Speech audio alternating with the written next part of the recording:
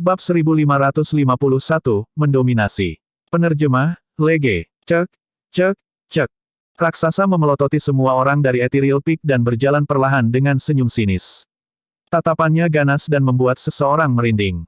Astaga, banyak sekte dan faksi di sekitar puncak Ethereal bubar, tidak menginginkan apapun selain menghindari keterlibatan. Dalam sekejap mata, ruang kosong muncul di sekitar puncak Ethereal. Hanya ada sedikit lebih dari 10 orang dari Ethereal Peak. Di antara lusinan orang, yang terkuat hanya ada di ranah tubuh bersama. Raksasa bisa membunuh semua orang dari puncak Ethereal dalam satu gerakan. Banyak sekte dan faksi memiliki ekspresi acuh tak acuh. Tidak ada yang ingin memprovokasi ras raksasa untuk beberapa orang yang tidak terkait dan menarik niat membunuh mereka. Sebelumnya, bahkan Palace Lord of Overlord Palace harus menanggung pembunuhan muridnya. Ada terlalu banyak sekte dan faksi seperti puncak Ethereal di daratan Tianhuang, siapa yang akan menonjol bagi mereka? Bagi banyak pembudidaya, orang-orang dari puncak Ethereal sudah mati. Namun, puncak Ethereal sangat luar biasa. Meskipun sekte itu tidak besar dan fondasi serta kekuatannya jauh lebih rendah daripada sekte super, ras raksasa menyebabkan kegemparan ketika mereka mencari puncak Ethereal. Orang-orang dari berbagai daerah menonjol pada saat yang sama. Ada manusia dan iblis-iblis yang sama. Dua pembudidaya dari sekte Elixir yang, salah satu dari 4 kelompok yang tidak ortodoks, langsung menonjol, itu adalah Su Xiaoning dan Ji Chengtian. Di sisi lain, seorang wanita dingin dan menyendiri berdiri perlahan, itu adalah nyonya muda dari sekte Seribu Bangau, Peri Seribu Bangau Leng Rou. Su Xiaoning mengetahui hubungan Su Zimo dengan puncak Ethereal dan tentu saja tidak akan tinggal diam. Adapun Ji Chengtian dan Leng Rou, mereka adalah kultivator dari puncak Ethereal. Meskipun mereka berdua telah lama bergabung dengan 4 kelompok yang tidak ortodoks, mereka tidak pernah melupakan rasa terima kasih dari puncak Ethereal. Little Fatih of Tumsek berdiri dengan ekspresi muram juga. Sialan, kamu sangat takut mati di masa lalu. Kenapa kamu tidak takut sekarang?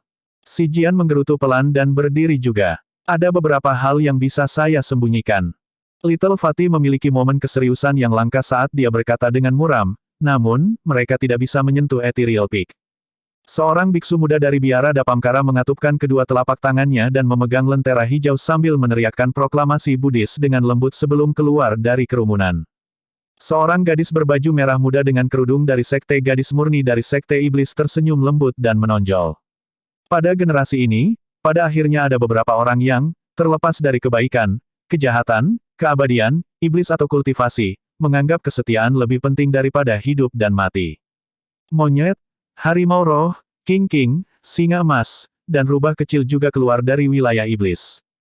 Mungkin, tidak ada perbedaan antara ras juga. Ketika raksasa memperhatikan itu, dia menyipitkan matanya dan tertawa mengancam. Mengapa? Sarang semut muncul hanya karena saya ingin membunuh beberapa semut. Semut yang menonjol, apakah kamu memiliki keinginan mati hanya karena kamu marah? Raksasa mengamati sekelilingnya dengan tatapan membunuh. Bangau tua abadi dari puncak Ethereal mengambil napas dalam-dalam dan berkata dengan suara yang dalam, Raksasa, bolehkah saya bertanya apa yang telah kami lakukan untuk menyinggung Anda? Tidak seorang pun dari Ethereal Peak mengatakan apapun sebelumnya. Petik 2. Raksasa menyeringai. Kalian sudah terlalu lama menonton nyonya muda kita dari ras raksasa. Karena itu, kalian semua harus mati. Nyonya mudamu murni dan polos. Dia bukan seseorang yang bisa diremehkan oleh tatapan semut sepertimu. Kata-katanya menyebabkan kegemparan. Perlombaan raksasa terlalu sombong. Larangan percakapan pribadi masih dapat diterima oleh semua orang. Sekarang, bahkan tatapan berlama-lama di raksasa Yu bisa merenggut nyawa mereka. Hati para pembudidaya berdetak kencang saat mereka menundukkan kepala dengan tergesa-gesa dan menghindari tatapan. Mereka tidak lagi berani menatap raksasa Yu, takut ras raksasa akan menemukan mereka. Su Xiaoning mengerutkan kening. Kamu ingin membunuh karena tampilan ekstra. Bagaimana bisa ada logika seperti itu di dunia ini? Fufu. Harimau roh itu mengejek. Menarik. Mataku milikku sendiri. Aku bisa melihat kemanapun aku mau, itu bukan urusanmu. Tatapan raksasa menyapu kerumunan dan mendarat di harimau roh. Kamu memiliki keinginan kematian. Astaga, raksasa melebarkan sayapnya dan berubah menjadi seberkas cahaya gelap, menghilang seketika. Saat berikutnya, dia tiba di atas kepala harimau roh dan turun dari langit, menebas ke arah kepala harimau dengan sayap tajamnya. Itu terlalu cepat. Banyak pembudidaya bahkan tidak bisa bereaksi. Namun, harimau roh telah disiapkan dan tubuhnya memancarkan kilatan petir. Dengan raungan marah, dia kembali ke bentuk aslinya dan melambaikan cakarnya untuk berbenturan dengan sayap raksasa. Melekat, dentang, percikan terbang. Seketika, harimau roh memblokir lebih dari 10 gerakan pembunuhan dari raksasa. Namun, tubuh harimau roh sangat besar dan dia jauh lebih rendah daripada ras raksasa dalam hal kelincahan dan kecepatan. Dia bingung dengan serangkaian serangan dari ras raksasa. Nyah. Saat itu, raungan keras terdengar dari medan perang. Batang emas yang sangat tebal tiba-tiba turun dan menabrak raksasa. Raksasa ingin menghindar tetapi dia menyadari bahwa dia tidak dapat melarikan diri dari jangkauan tongkat emas tidak peduli bagaimana dia mencoba. Dentang. Raksasa buru-buru mengeluarkan pedang melengkungnya untuk bertahan. Pedang melengkung bertabrakan dengan batang emas. Tongkat emas melepaskan kekuatan yang sangat menakutkan dan menghantam dada raksasa seolah-olah menghancurkan rumput kering, membuatnya terbang. Kerumunan itu gempar. Tidak ada yang menyangka bahwa monyet yang tampaknya sederhana ini akan begitu mendominasi untuk menyerang ras raksasa. Kurang dari itu, tidak ada yang menyangka bahwa monyet akan mengirim raksasa tubuh bersama terbang dengan satu serangan tongkat. Harimau roh itu mencibir. Kakak monyet, kamu yang terbaik. Ledakan, ledakan. Ekspresi monyet dingin dan matanya bersinar dengan kilatan merah saat dia memelototi raksasa tidak jauh, menopang iminen dengan berat di tanah. Lempengan batu di tanah meledak seketika. Ki iblis monyet sangat deras dan dia menekan raksasa sepenuhnya dalam hal aura. Bang! Raksasa jatuh ke tanah tetapi dia segera bangkit dengan ekspresi gelap, beberapa tulang di dadanya patah. Sedikit cedera itu tidak dianggap sebagai cedera serius untuk sosok perkasa tubuh konjoin. Namun, raksasa merasa sangat terhina. Mereka berada di Tentousan Racemit dan banyak mata menyaksikan dia dipukuli oleh monyet. Hehe, Wan Yu, kekuatan tempurmu telah mundur. Betapa memalukan. Raksasa lainnya tertawa ketika mereka melihat itu. Wajah raksasa Wan Yu berganti-ganti antara warna hijau dan putih. Niat membunuh di matanya meningkat saat dia berkata dengan dingin, jangan berdiri di sana dan lihat kami membuat lelucon dari diri kami sendiri. Jiasi, keluar dan bantu aku. Tentu saja, raksasa bernama Jiasi menyeringai. Dia tidak bisa menahannya lebih lama lagi dan terbang keluar, menjilat bibirnya dengan lidah merahnya yang mengerikan. Raksasa Wan Yu mencengkeram dadanya dan berkata sambil menyembuhkan luka-lukanya, aku akan menyerahkan monyet itu padamu. Tidak masalah. Mata raksasa Jiasi dipenuhi dengan kegembiraan. Raksasa Wan Yu mengalihkan pandangannya dan memelototi puncak etiril sekali lagi, berkata dengan dingin, biarkan aku membunuh semut-semut yang memelototi nyonya muda kita sebelumnya dulu. Bab 1552, Tuan Muda Arcanegos. Penerjemah, Lege. Cukup, suara dingin terdengar dari depan. Raksasa Yulah yang memperhatikan keributan itu dan mencaci maki dengan sedikit cemberut. Nyonya muda, sungguh tidak sopan bagi semut-semut itu untuk menatapmu. Raksasa Wan Yu berkata, jangan khawatir, nyonya muda. Aku akan membunuh semut ini untukmu dan tidak membiarkan darah mereka mengotori tanganmu. Raksasa Yu sedikit mengernyit dan ekspresinya menjadi gelap. Dia mengibaskannya dengan tidak sabar. Mereka hanya mencari, tidak banyak. Tidak perlu mengejar masalah ini. Petik 2. Itu tidak akan berhasil, nyonya muda. Anda tidak perlu bermurah hati kepada semut-semut ini. Meskipun mereka bisa menghindari kematian, mereka tidak bisa lepas dari hukuman. Raksasa Wan Yu tidak menyadari apa-apa dan berkata dengan nada menggoda, aku akan pergi dan mencabut mata semut itu sebagai hukuman. Selama bertahun-tahun, ras raksasa telah membunuh secara serampangan di daratan Tianhuang dan hampir tidak pernah menemui hambatan besar. Sifat kekerasan dan haus darah dari ras raksasa benar-benar dilepaskan. Dengan mengatakan itu, sosok raksasa Wan Yu melintas dan dia menerjang ke arah semua orang dari Ethereal Peak. Su Xiaoning, Ji Chengtian, Leng Rou dan yang lainnya terkejut dan akan menghentikannya. Astaga, sosok yang lebih cepat turun dan tiba di atas raksasa Wan Yu secara instan. Sosok itu mengulurkan telapak tangannya yang indah dan meraih tenggorokan raksasa Wan Yu, membantingnya ke tanah. Bang! Raksasa Wan Yu terhempas ke tanah dan urat serta tulangnya terasa seperti akan terbelah.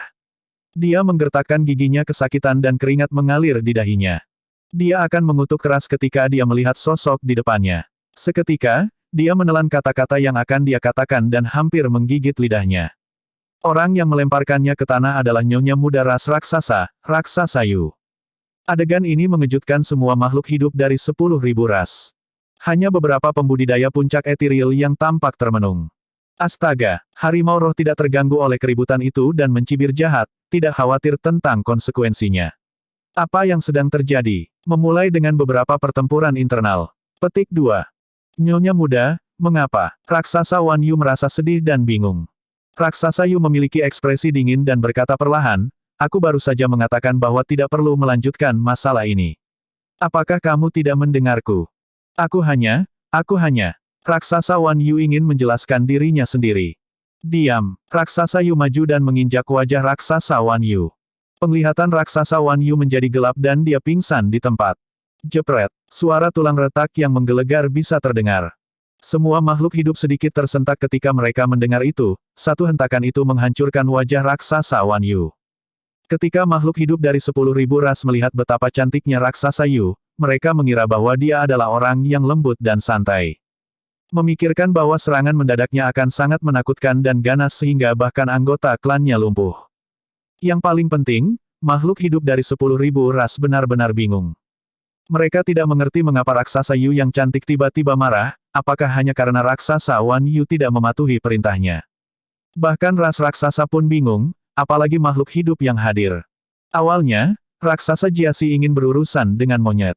Namun, ketika dia melihat itu, dia bergidik ketakutan dan mundur tanpa ragu-ragu.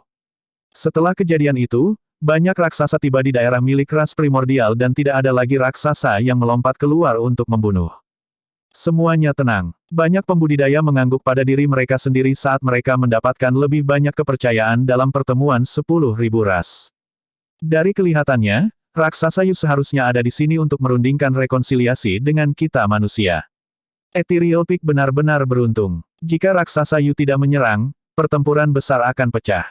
Itu benar, jika pertempuran besar pecah sebelum ras primordial lainnya tiba, mungkin tidak ada cara untuk melanjutkan pertemuan 10.000 ras ini. Dong, saat semua orang berdiskusi, bel istana Enigma terdengar sekali lagi. Di kejauhan, sekelompok pembudidaya dengan jubah hijau gelap berjalan perlahan. Kelompok pembudidaya tampak tidak berbeda dari manusia kecuali wajah pucat mereka dan mata hijau menakutkan di rongga mereka yang dalam. Perlombaan penyihir telah tiba di istana Enigma. Pemimpin ras penyihir itu kurus dan pipinya cekung, tampak seperti kerangka yang bisa diterbangkan oleh hembusan angin.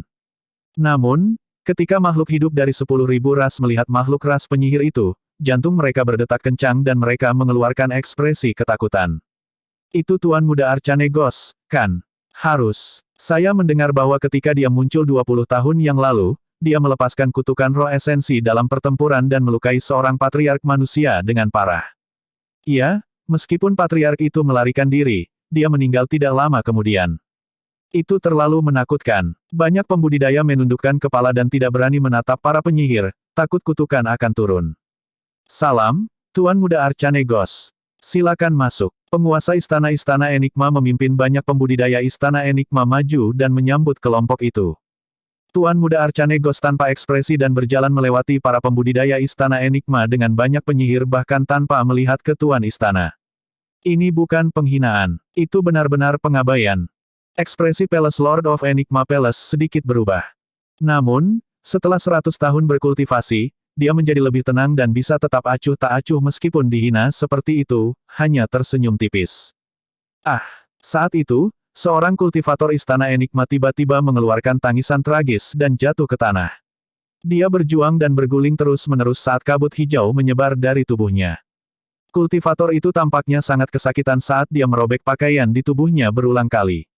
Dia meraih wajahnya dan merobek potongan dagingnya satu kali, menodai dirinya sepenuhnya. Semua makhluk hidup merasa merinding ketika mereka mendengar tangisan tragis dan melihat itu. Adik laki-laki, kultivator istana Enigma lainnya ingin maju dan memeriksa rekan sektenya. Jangan sentuh dia. Ekspresi Palace Lord of Enigma Palace berubah saat dia mengingatkan dengan tergesa-gesa.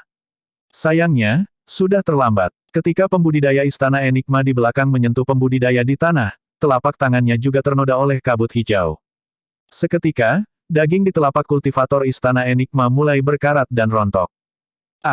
Kultivator mengeluarkan tangisan tragis juga. Para pembudidaya istana Enigma terkejut dan bubar. Dalam waktu singkat itu, pembudidaya pertama istana Enigma yang jatuh ke tanah sudah tidak bergerak, berubah menjadi genangan darah. Hanya ada mayat yang tersisa di tempat. Sosok perkasa tubuh bersama sudah mati begitu saja. Sosok perkasa kedua dari Istana Enigma juga tidak berhasil bertahan lama. Dalam beberapa napas, dia berubah menjadi genangan darah di depan semua orang. Semua orang dari Istana Enigma tidak berdaya dan hanya bisa menonton dengan lemah. Su Xiaoning baru saja mendekat dengan sebotol ramuan untuk membantu tetapi sudah terlambat. Tuan Istana mencengkeram tinjunya dengan ekspresi sedih dan berbalik untuk melihat Tuan Muda Arcanegos. Mengambil napas dalam-dalam, dia bertanya dengan suara yang dalam, Tuan Muda Hantu Arcane, bolehkah saya bertanya apa artinya ini? Uhuk-uhuk, Tuan Muda Arcanegos batuk 2 kali dan berkata dengan nada sakit-sakitan, dia terlalu dekat denganku sebelumnya dan aku membunuhnya secara tidak sengaja. Itu adalah sebuah kecelakaan. Dengan alasan biasa dari kecelakaan karena seseorang terlalu dekat, 2 sosok perkasa tubuh konjoin dari Istana Enigma terbunuh. Penguasa Istana Enigma sangat marah. Namun, dia hanya bisa menahannya demi 10.000 racemit.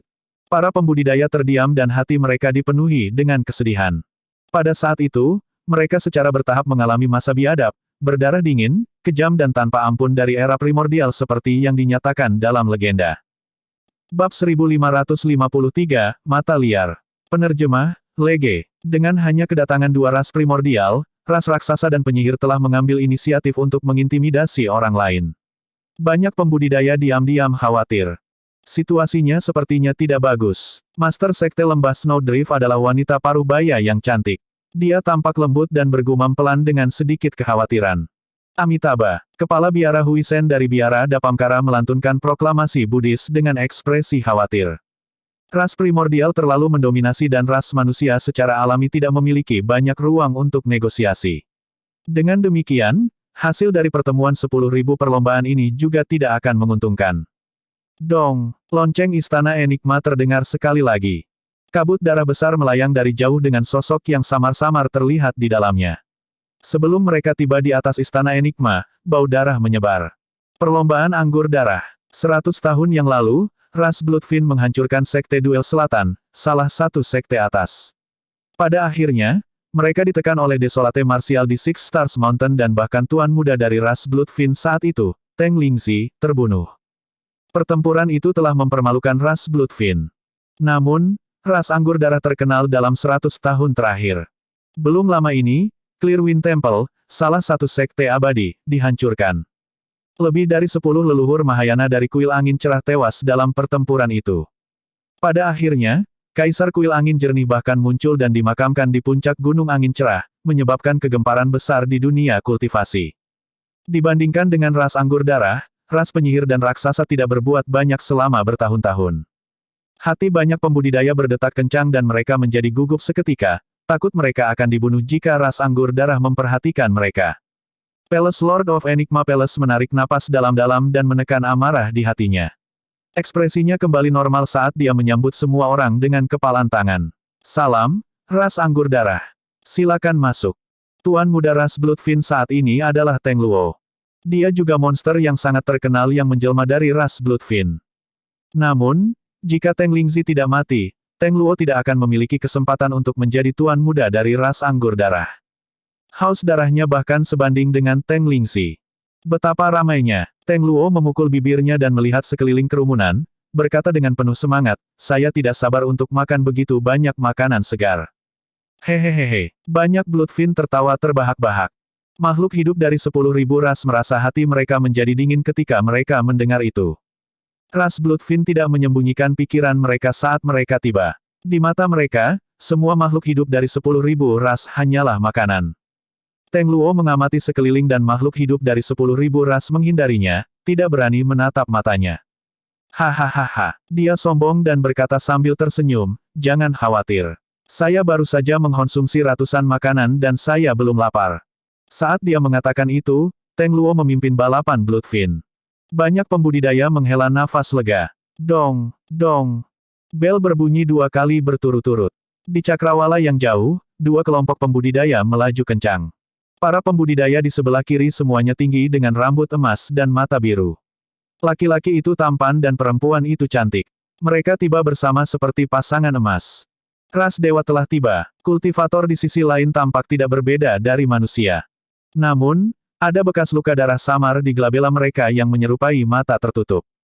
Perlombaan mata surgawi telah tiba. Dua ras primordial telah tiba di Istana Enigma pada saat yang bersamaan.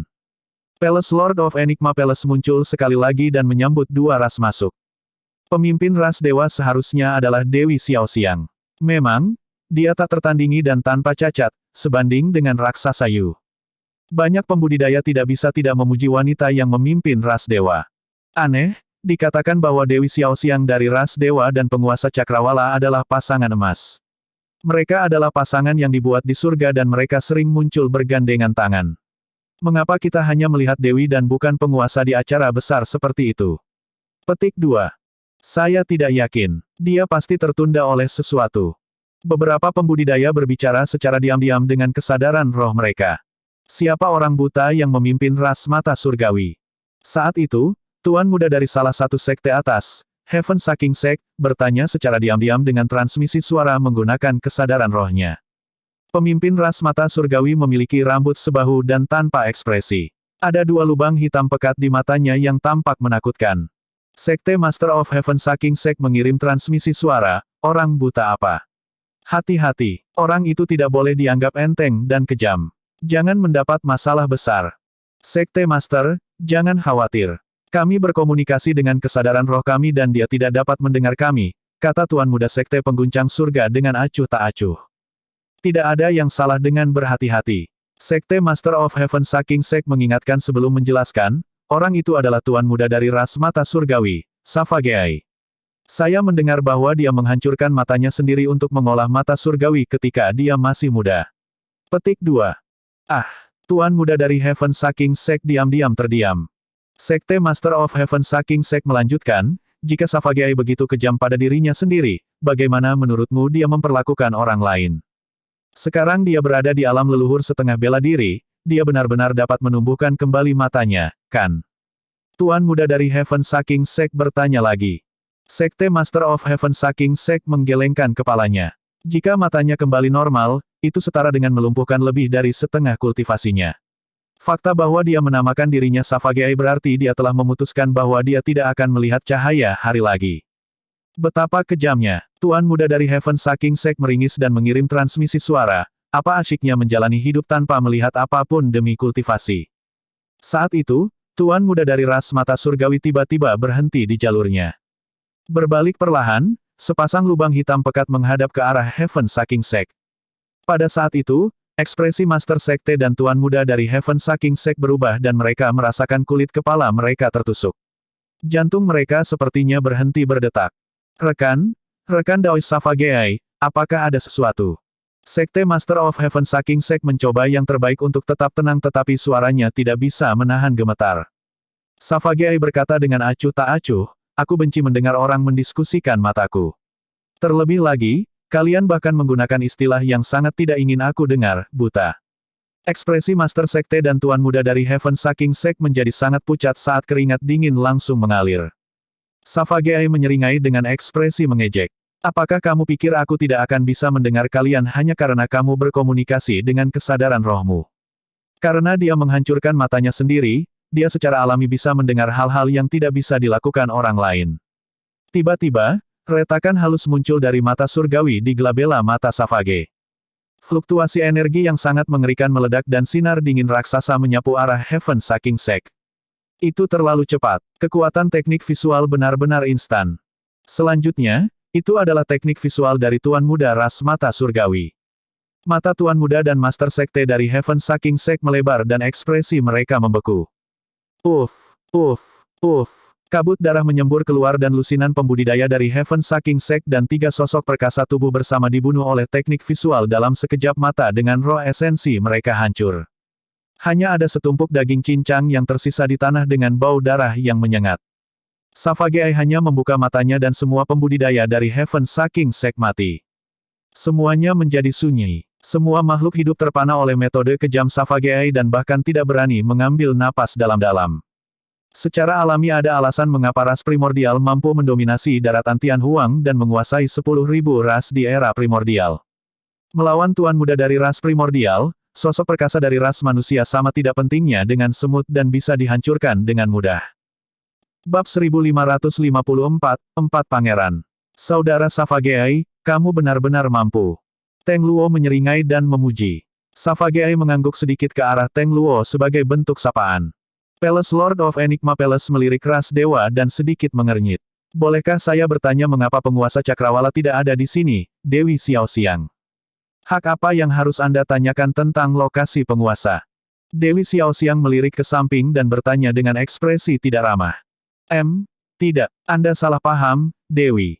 Palace Lord of Enigma Palace menjelaskan dengan tergesa-gesa, bagaimanapun, ini adalah pertemuan 10.000 ras dan penguasa Cakrawala adalah tuan muda dari ras dewa. Jangan khawatir, aku bisa membuat keputusan untuk segalanya di ras dewa. Adapun penguasa. Dewi Xiaoxiang berhenti sejenak dan sedikit kebanggaan melintas di matanya. Dia pasti akan datang. Selanjutnya, dia akan memberi kalian kejutan. Jantung dari Palace Lord of Enigma Palace tenggelam. Kejutan yang disebutkan oleh Dewi Xiaoxiang kemungkinan besar adalah bencana bagi umat manusia. Palace Lord of Enigma Palace tidak bisa bertanya lebih jauh dan hanya bisa memaksakan senyum. Aku benar-benar menantikannya kalau begitu. Xiaoxiang, kejutan apa yang dimiliki Brother Firmament Sovereign? Beritahu kami. Teng Luo penasaran dan mau tidak mau bertanya. Dewi Xiaoxiang tersenyum cerah. Kamu akan tahu ketika saatnya tiba. Dia akan membawa serta beberapa orang yang tidak Anda duga. Dong, lonceng istana Enigma terdengar sekali lagi. Menjerit, tangisan yang menusuk terdengar dari cakrawala yang jauh. Sinar cahaya keemasan yang menyilaukan melonjak dengan aura yang membakar. Ratusan gagak emas berkaki tiga mengepakkan sayapnya. 4 gagak emas berkaki tiga yang memimpin mereka memiliki aura terkuat dan api paling ganas. Dari jauh, tampak seperti 4 matahari yang menyala-nyala terbang ke arah mereka. Perlombaan Golden Crow telah tiba di Istana Enigma. Menatap gagak emas berkaki tiga yang terbang dari udara, para biksu Buddha mengungkapkan kesedihan dan kemarahan di mata mereka. Biara hati yang jelas dari 6 biara Buddha dihancurkan oleh ras gagak emas. Dari 6 biara Buddha, biara Dapamkara, biara Intan, biara tanpa bentuk, biara kebijaksanaan, biara Hollow dan biara hati jernih, biara Clear Heart adalah yang paling damai. Itu karena Clear Heart Nuneri dipenuhi dengan biarawati dan kebanyakan dari mereka jauh dari urusan duniawi. Mereka baik kepada orang lain dan jarang berpartisipasi dalam pertarungan dunia kultivasi. Untuk berpikir bahwa sekte super seperti itu akan dibantai tanpa ampun oleh ras Golden Crow. Dalam pertempuran itu, biarawati Clear Heart Nuneri yang tak terhitung jumlahnya tewas. Jari-jari ratusan kilometer di sekitar Clear Heart Nuneri dibakar menjadi reruntuhan oleh ras Golden Crow. Bahkan ada lebih banyak makhluk hidup yang mati dalam api itu. Haha, Teng Luo berdiri dan tertawa terbahak-bahak. Untuk berpikir bahwa 4 pangeran dari ras Golden Crow akan dimobilisasi untuk 10.000 racemit ini. Betapa langkanya. Perlombaan Golden Crow memiliki total 10 pangeran. Di antara mereka, pangeran ketujuh adalah yang terkuat dalam pertempuran. 3 dari mereka dibunuh oleh Dragon Phoenix True Body di Pulau Penglai. Di antara 4 pangeran Istana Enigma, yang ketujuh hadir. Selain dia, pangeran ke-8, ke-9 dan ke-10 juga hadir. Banyak gagak emas berkaki tiga turun ke alun-alun dan berubah menjadi bentuk manusia mereka, menuju ke arah kerumunan. Ketika dia mendengar salam Teng Luo, pangeran ke-8 tertawa terbahak-bahak. Karena kami semua penasaran, kami datang bersama dengan saudara ke-7 untuk melihat apa masalahnya dengan pertemuan 10.000 ras yang telah diciptakan oleh umat manusia ini. Betapa ramainya. Pangeran ke-9 sedikit bersemangat. Rekan Taois, kalian semua di sini. Pangeran ke-10 adalah yang termuda dan tampak seperti seorang pemuda berusia sekitar 16 tahun. Namun, dia akan mengungkapkan sedikit keganasan dari waktu ke waktu meskipun usianya masih muda. Tidak semua orang memenuhi syarat untuk menjadi salah satu dari 10 pangeran Golden Crow.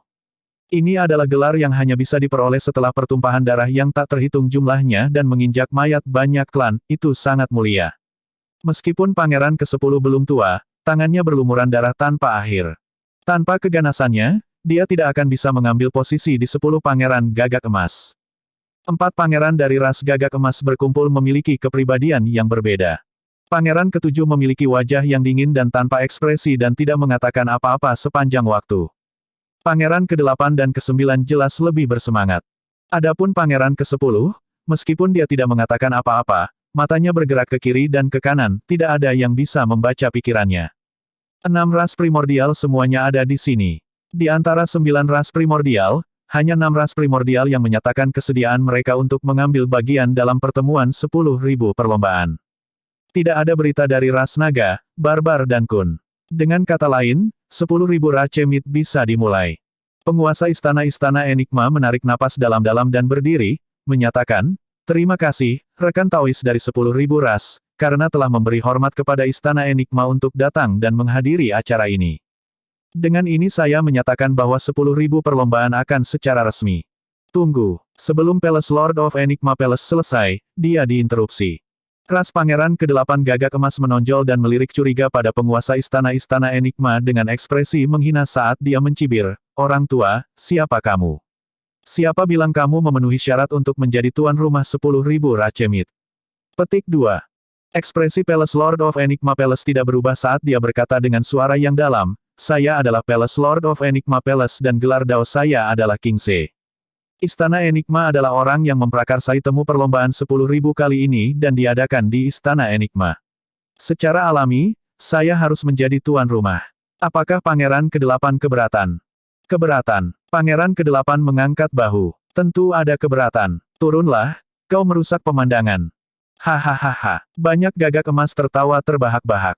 Ras raksasa dan Bloodfin juga bersorak. Palace Lord of Enigma Palace menggertakkan giginya dan menekan amarah di hatinya. "Pangeran ke-7, bolehkah saya bertanya apakah ini tujuan dari ras Gagak Emas?" "Kata-kata ke-8 sama denganku." Pangeran ke-7 berkata dengan acuh tak acuh. Teng Luo mengangkat alisnya sedikit juga dan memukul bibirnya. "Aku juga penasaran. Hak apa yang dimiliki semut kecil dari ras manusia untuk menjadi tuan rumah pertemuan 10.000 ras? Hanya ras primordial kita yang memenuhi syarat untuk menjadi tuan rumah acara besar seperti itu." Dewi Xiaoxiang mengangguk juga dan berkata dengan suara yang dalam. Palace Lord of Enigma Palace memiliki ekspresi yang mengerikan saat dia berdiri di tempat, tidak dapat maju atau mundur. Sebelum 10,000 Rache Meet dimulai, Primordial Six Raches sudah agresif dan mengambil inisiatif. Jika dia menyerahkan pertemuan 10.000 ras ke 6 ras primordial, mungkin tidak akan ada kemungkinan diskusi damai pada saat itu. Mengapa? Apakah Anda tidak yakin? Petik 2. Ketika Pangeran ke-8 melihat bahwa Palace Lord of Enigma Palace tidak mundur untuk waktu yang lama, dia tidak bisa menahan diri untuk tidak mengangkat alisnya dengan ekspresi membunuh. Keributan juga terjadi di kerumunan. Beberapa Master Sekte Super mengerutkan kening dengan ekspresi khawatir. "Mengapa? Kalian sekelompok semut juga tidak yakin?" Pangeran ke-8 mengamati sekelilingnya dan berkata perlahan, tidak menyembunyikan niat membunuh di dalam hatinya. Saat itu, Pangeran ke-7 berkata perlahan, "Jangan katakan bahwa ras Gagak Emas tidak tulus dan tidak memberimu manusia kesempatan. Tidak apa-apa jika kamu ingin menjadi tuan rumah 10.000 Rache Meet. Jika ada manusia yang bisa menonjol dan mengalahkan ras Gagak Emas, kami akan membiarkan ras manusia menjadi tuan rumah. Kalau tidak, bukankah itu lelucon jika ada orang yang tidak sengaja bisa melompat keluar untuk menjadi tuan rumah 10.000 Rache Meet?" Bab 1555, Tantangan. Penerjemah, Lege. Palace Lord of Enigma Palace memiliki ekspresi yang mengerikan. Pangeran ke-7 jelas menghinanya dengan memanggilnya bukan siapa-siapa. Selanjutnya, dia tidak menyembunyikannya sama sekali. Teng Luo mengangguk. "Itu bukan ide yang buruk. Jika orang ini tidak dapat meyakinkan semua orang di sini, jangan repot-repot mencoba menjadi tuan rumah 10.000 Rache Meet. Sungguh memalukan." "Kakak ke-7, kamu salah sebelumnya." Pangeran ke-8 berkata sambil tersenyum. "Oh." Pangeran ke-7 melirik ke samping. Pangeran ke-8 berkata, "Ini bukan tentang siapa yang bisa menantang ras Gagak Emas, ini tentang siapa yang berani." Pangeran ke-9 juga mengamati sekelilingnya dan berteriak, "Itu benar. Ras Gagak Emas akan memberi ras manusia kesempatan yang adil. Siapa yang berani menonjol?" Tidak ada yang menjawab. Bahkan Master Sekte dari Sekte Super tahu bahwa mereka pasti akan kalah melawan ras primordial dari alam kultivasi yang sama. Ke-8, ke-9, kalian semua leluhur setengah bela diri. Kembali dan duduk. Kalian akan menjadi pengganggu jika Anda menyerang. Biarkan klan di belakang Anda bermain. Pangeran ke-7 telah berbicara. Pangeran ke-8 dan ke-9 duduk dan menyilangkan tangan, bersiap untuk menonton pertunjukan. Seekor gagak emas melesat keluar dan mengamati sekelilingnya sambil tersenyum. "Aku bulu emas. Siapa yang berani bermain-main denganku?" Kerumunan bergerak tetapi tidak ada yang menonjol. Ji Chengtian dan yang lainnya memiliki niat untuk melakukannya. Namun, Mereka baru saja memasuki ranah tubuh konjoin dan tidak memiliki peluang untuk menang sama sekali. Golden Feather tertawa terbahak-bahak dengan ekspresi mengejek. Aku hanya berada di alam tubuh bersama. Aku tidak akan menolak bahkan jika leluhur setengah bela diri dari ras manusia menantangku. Apakah masih ada orang? Hahaha. Golden Feather tertawa terbahak-bahak. Ras manusia hanya memiliki sedikit nyali dan Anda ingin menjadi tuan rumah pertemuan 10.000 ras dan menegosiasikan perdamaian dengan 6 ras primordial kami. Aku akan melakukannya. Saat itu, seorang biarawan tidak bisa tidak menonjol, menarik tatapan yang tak terhitung jumlahnya. Ini adalah kepala biara dari biara berlian, Biksu Kong Darmik. Tidak disangka bahwa kepala biara dari biara berlian akan memiliki temperamen yang berapi-api. Ini bukan hanya biara berlian. Semua biksu Buddha kemungkinan besar dipenuhi amarah karena penghancuran biara hati yang jelas. Petik 2. Tatapan Golden Feather mendarat di Mongkong Darmik saat dia mengangguk. Bagus sekali, kau punya nyali, biksu botak. Namun, saya bertanya-tanya seberapa mampu Anda. Petik 2. Aku akan menunjukkan kepadamu apa yang aku mampu hari ini. Kultivasi biksu Kong Dharma telah mencapai alam leluhur setengah bela diri. Saat dia memasuki medan perang, dia memanggil senjata darmik takdirnya, staf berlian. Kembangkan pikiran yang tidak tinggal dimanapun. Biksu Kong Dharma melantunkan sutra Buddha dan tubuhnya langsung dipenuhi dengan cahaya keemasan yang menyilaukan. Jantungnya berdebar kencang di dadanya dengan cara yang membosankan dan kuat. Guyuran, garis keturunan Biksu Kong Darmik telah dikultivasikan ke alam darah tsunami. Meskipun Biksu Kong Darmik adalah leluhur setengah bela diri, dia tidak berani gegabah dan segera melepaskan banyak kartu truf, menyerang bulu emas. Fufu. Golden Feather mencibir dengan ekspresi mengejek dan menghilang dalam sekejap. Serangan Mongkong Darmik meleset seketika. Terlalu lambat. Saat itu, ejekan bulu emas terdengar di telinga Biksu Kong Darmik. Biksu Kong Darmik terkejut dan mengayunkan tongkat berliannya secara terbalik bahkan tanpa berbalik. Serangan itu meleset sekali lagi. Golden Feather sudah lama pergi. Teknik gerakan ras Golden Crow hanya sedikit lebih rendah dari ras raksasa di antara 9 ras primordial. Biara berlian berfokus pada penempaan tubuh dan sepenuhnya dimentahkan oleh ras gagak emas dalam hal teknik gerakan. Bersin, sebuah luka raksasa muncul di punggung Biksu Kong Darmik dan dagingnya terbalik. Itu sangat dalam sehingga tulangnya terungkap saat darah menyembur keluar. Abbas, hati-hati, banyak biksu biara berlian berseru. Mata Biksu Kong Darmik melebar saat dia memfokuskan semangatnya, ingin menangkap jejak bulu emas. Namun, baginya, sosok Golden Feather hanyalah seperti cahaya keemasan redup yang tidak bisa ditangkap. Bersin, tak lama, luka lain muncul di tubuh Biksu Kong Dharma. Biksu Kong Darmik menggertakkan giginya dan tetap diam, terus berjuang. Dia percaya bahwa selama staf berliannya bisa menyerang bulu emas, dia pasti akan bisa melukainya dengan parah.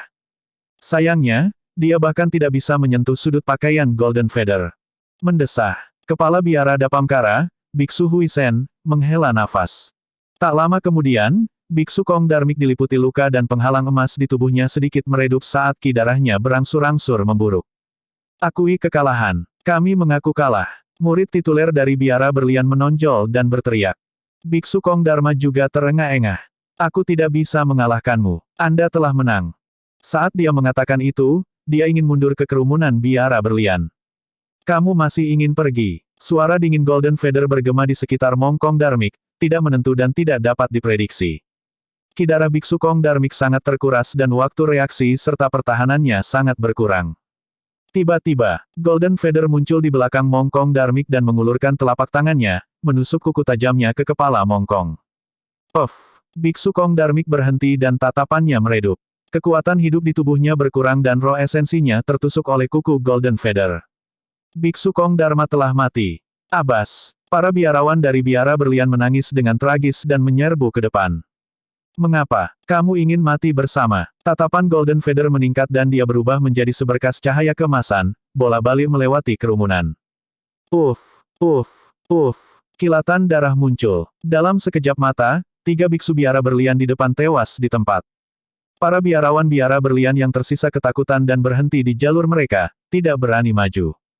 Murid tituler dari biara berlian berkata dengan suara yang dalam, bulu emas, kami hanya ingin mengambil mayat kepala biara. Kami tidak punya niat untuk menyinggung Anda. Petik 2. Sebuah mayat. Bulu emas tersenyum lembut. Tidak ada mayat. Setelah mengatakan itu, sebuah bola api keemasan meledak dari ujung jari bulu emas dan mendarat di Darmik Mongkong. Dengan whoosh, itu terbakar. Semua orang dari biara berlian tercengang. Amitabha. Ketika mereka melihat itu, biksu Buddha yang tak terhitung jumlahnya melantunkan proklamasi Buddhis dengan ekspresi sedih. Dalam sekejap mata, biksu Kong Darmik dibakar menjadi abu tanpa mayat yang tersisa. Dia bahkan tidak mau meninggalkan mayat. Mendesah. Kepala biara Huisen dari biara Dapamkara menghela nafas dan berdiri perlahan. Saat itu, sebuah telapak tangan muncul di bahu kepala biara Huisen. Abot, biarkan aku melakukannya. Seorang biksu muda yang memegang lentera hijau berkata dengan lembut dengan nada tegas. Mingzhen, kamu. Kepala biara Huisen agak ragu-ragu. Mingzhen berada di ranah tubuh bersama tahap akhir. Namun, Golden Feather berada di ranah tubuh konjoin yang disempurnakan. Semua orang tahu bahwa mereka mungkin tidak dapat menang melawan para ahli dari ras primordial bahkan jika mereka memiliki keunggulan dalam hal kultivasi. Selanjutnya, ranah kultivasinya bahkan lebih rendah dari ahli ras primordial. Sebagai kepala biara berlian dan ahli leluhur setengah bela diri, biksu Kong Darmik dibunuh oleh bulu emas tubuh konjoin dalam waktu kurang dari 10 napas. Mingzhen adalah ranah kultivasi kecil di bawah Golden Feather, hampir tidak ada peluang dia menang. Bab 1556, Lentera Hijau. Penerjemah, Lege. Mengapa? Apakah tidak ada orang lain yang berani menantangku? Golden Feather mencibir dan mengamati sekelilingnya, mencibir, ras manusia bahkan tidak mampu mengalahkanku dan kalian pikir kalian bisa menjadi tuan rumah 10.000 racemit. Petui. Golden Feather meludah dengan jijik. Seolah-olah dia telah meludahi wajah semua pembudidaya. Master Sekte dari Sekte Super Diam. Memang, ada beberapa teladan leluhur setengah bela diri di Sekte Abadi, Iblis, dan Buddhis generasi ini. Jika mereka menonjol, mereka mungkin bisa mengalahkan Golden Feather. Namun, semua pembudidaya tahu bahwa keempat pangeran, seluruh ras gagak emas dan bahkan 6 ras primordial mendukung bulu emas. Saat ini, Golden Feather adalah yang menantang umat manusia. Namun, para ahli lain dari 6 ras primordial seperti Tuan Muda Arcane Ghost, Dewi Xiaoxiang dan inkarnasi monster lainnya menyaksikan dari samping, tidak banyak orang yang bisa menahan tekanan itu. Lebih penting lagi, pertarungan melawan Golden Feather bukanlah pertarungan, itu pertarungan sampai mati. Meskipun tampak adil di permukaan, itu tidak adil. Itu karena meskipun 6 ras primordial berani membunuh dengan berani, paragon manusia yang hadir tidak punya nyali. Siapapun yang berani membunuh Golden Feather harus menanggung murka ras Golden Crow selanjutnya. Pada saat itu, ada kemungkinan besar bahwa seluruh sekte mereka akan terlibat. Tiba-tiba, Tuan Pulau dari Pulau Penglai berkata, karena itu masalahnya, hanya tepat bagi Tuan Muda dari 6 ras primordial untuk menjadi tuan rumah pertemuan 10.000 ras. Pulau Penglai mendukung saran ini. Banyak pembudidaya terkejut ketika mereka mendengar itu. Jika 6 ras primordial menjadi tuan rumah pertemuan 10.000 ras, itu berarti umat manusia akan kehilangan keunggulan dan inisiatif terakhir mereka tanpa kesempatan untuk bernegosiasi. Banyak master sekte mengerutkan kening dan menatap master pulau dari Pulau Penglai dengan tak percaya.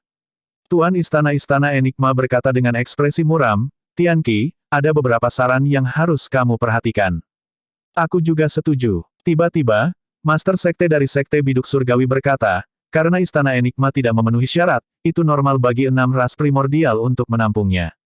Master Sekte dari Sekte Bumi Jahat mengangguk juga. Ini adalah kumpulan dari 10.000 balapan untuk memulai. Tidak masalah siapa yang menyelenggarakannya. 6 ras primordial pernah menguasai daratan Tianhuang dan memang memenuhi syarat. Petik 2. Pemuja penyempurnaan mayat juga menyenangkan. Sekte racun itu menyenangkan. Keluarga aristokrat Dongfang dan Ximen menyenangkan. Dalam sekejap mata, banyak sekte super menonjol dan mendukung 6 ras primordial. Keributan pecah di kerumunan. Master Sekte Lembah Snowdrift, Sekte Cakrawala Ungu, Biara Dapamkara, dan Master Sekte lainnya terkejut, mereka tahu apa artinya itu. Ada kemungkinan besar bahwa sekte super yang menonjol sekarang telah bergabung dengan 6 ras primordial atau bahkan tunduk kepada mereka. Huff. Harimau roh cemberut bibirnya. Para pengecut yang sama pengecutnya seperti tikus sudah menyerah sebelum pertarungan dimulai. Kami setuju. Saat itu, iblis laba-laba tubuh konjoin berkata dengan keras. Setan laba-laba itu berasal dari salah satu dari 8 wilayah iblis, Bukit Pasir 1000 laba-laba. Wilayah iblis Laut Timur juga setuju. Setan besar dari Laut Timur menonjol. 1000 Demon Valley menyenangkan. Peacock Ridge cocok untuk itu.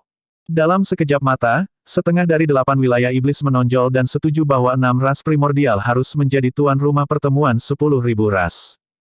Hahaha. Pangeran ke-8 Gagak Emas mengangkat kepalanya dalam tawa. Jadi, 10.000 ras semuanya menantikan kembalinya 6 ras primordial kami ke daratan Tianhuang.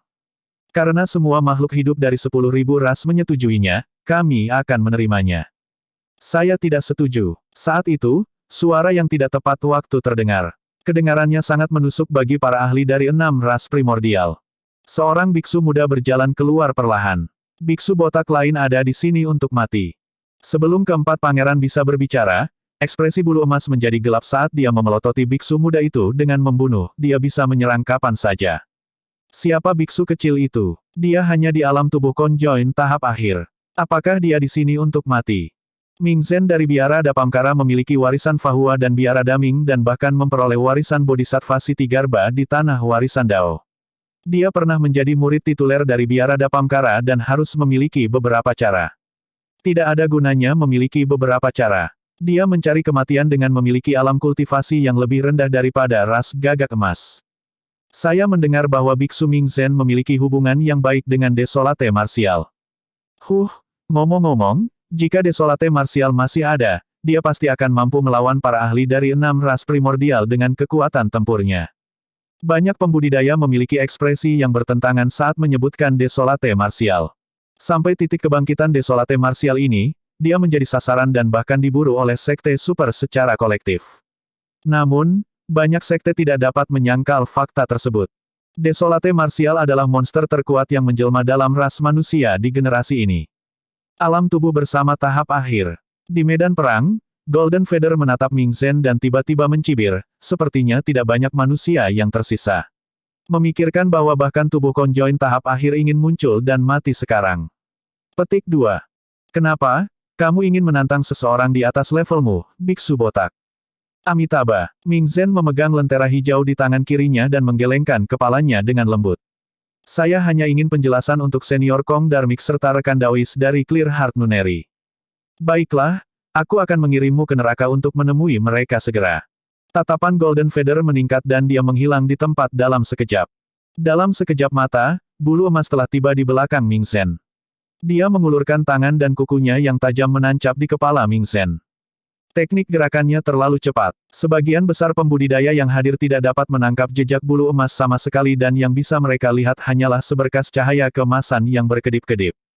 Ming Zhen berdiri di tempat tanpa bergerak dengan kepala menunduk, seolah-olah dia tidak bisa bereaksi tepat waktu. Ini sudah berakhir. Biksu kecil itu sudah mati. Begitulah cara biksu Kong Darmik meninggal sebelumnya. Bulu emas masih dalam bentuk manusia. Jika dia berubah menjadi wujud aslinya, kecepatan dan kekuatannya akan meningkat secara eksponensial. Sulit membayangkan seberapa kuat dia nantinya. Saat semua orang berdiskusi, Ming Zhen tidak berbalik dan juga tidak bergerak. Dia hanya mengangkat lentera hijau di tangannya ke arah kepalanya.